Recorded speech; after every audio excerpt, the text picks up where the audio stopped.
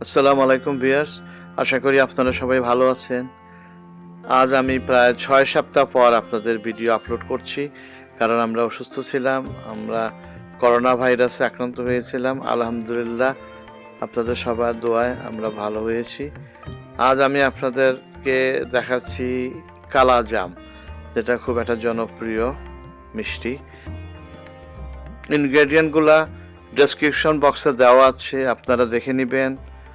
এখন আমরা শুরু করছি রান্নাটা। এখন আমরা একটা পাত্র নিব, এটার মধ্যে আমরা গুঁড়া দুধ দিয়ে দিলাম 1 কাপ পরিমাণ, তারপরে প্লেন ফ্লাওয়ার দিলাম, তারপর আমরা একে একে দিয়ে দিচ্ছি সেমোলিনা, তারপরে কালার, বেকিং সোডা। আমরা খুব ভালো করে একটা মিশ্রণ বানাবো। সামান্য পরিমাণ ঘি দিয়ে দিলাম, ঘি অথবা বাটার। এখন আমরা এগুলোকে ভালো করে মিশিয়ে নিচ্ছি। সামান্য ইয়োগর্ট দিলাম আমরা 2 টেবিল চামচ পরিমাণ ইয়োগর্ট ব্যবহার করেছি বা দই। এখন আমরা সব উপাদানগুলোকে খুব ভালো করে মিশিয়ে নিচ্ছি। একটু একটু লাল রংটা বের হচ্ছে। সামান্য সামান্য দুধ দিতে হবে এবং আস্তে আস্তে এটাকে নরম হয়ে আসবে। আমরা 4 টেবিল চামচ পরিমাণ মিল্ক বা দুধ ব্যবহার করেছি। এখন আস্তে আস্তে মিশ্রণটা নরম হয়ে আসতেছে এবং খুব একটা সফট হয়ে গিয়েছে। এখন আমরা আবার একটু মাখিয়ে নিচ্ছি। আস্তে আস্তে এটা একটু পাতলা হয়ে আসছে মিশ্রণটা।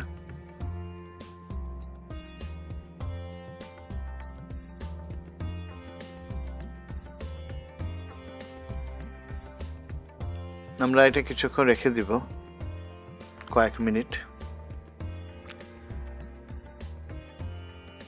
এখন আমরা আরেকটি পাত্রে আমরা পানি দিচ্ছি 3 কাপ পরিমাণ। তারপর এটার মধ্যে আমরা চিনি দিলাম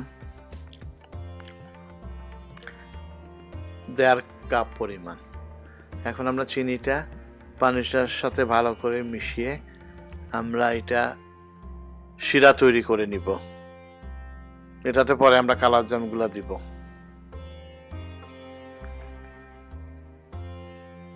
এখানে আমরা সামান্য লেমন জুস এখন ভালো করে নেড়ে মিশিয়ে নেওয়া হচ্ছে।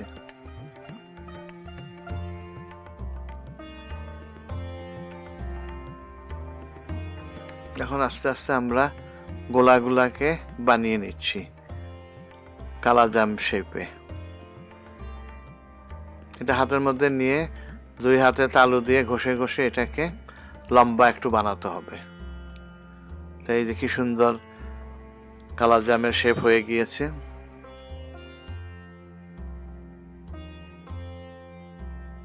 এখন আমরা একটা 10 মিনিটের মতো রেখে দিব।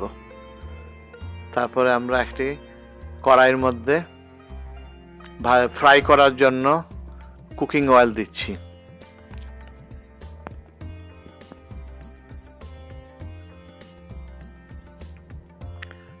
তেলটা গরম হওয়ার পর আমরা আস্তে আস্তে কালাজাম যে বানিয়েছিলাম সেগুলো আস্তে আস্তে দিয়ে দিচ্ছি ভাজার জন্য।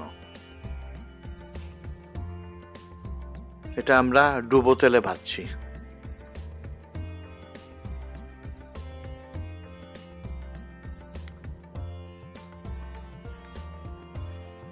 আমরা আস্তে আস্তে সবগুলো দিয়ে দিলাম এবং আস্তে আস্তে নাড়তে হবে এবং একটু একটু উল্টিয়ে দিতে হবে, নাইলে এক সাইড হয়তো বেশি জ্বলে যেতে পারে হয়তো। এইভাবে আমরা 15 মিনিটের মতন ভাজতে থাকবো। এটার কালারটা যখন ডিপ রেড গাঢ় লাল হয়ে যাবে সে পর্যন্ত আমরা ভাজতে থাকবো। এখন কিছু কালারটা চেঞ্জ হয়েছে,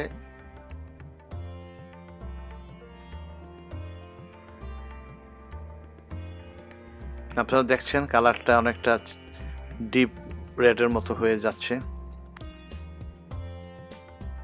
এখন আমরা আস্তে আস্তে তুলে নিব।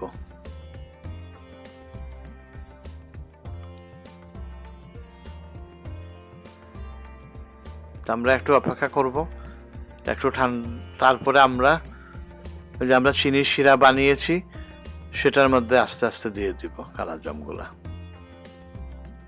একে একে আমরা সবটি দিয়ে দিলাম।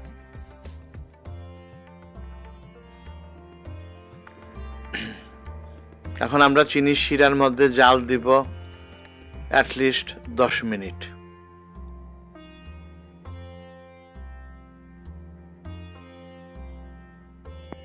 এখন কালাজামটা একটু ফুলে উঠেছে। এখন একটু নেড়ে দিচ্ছি আমরা।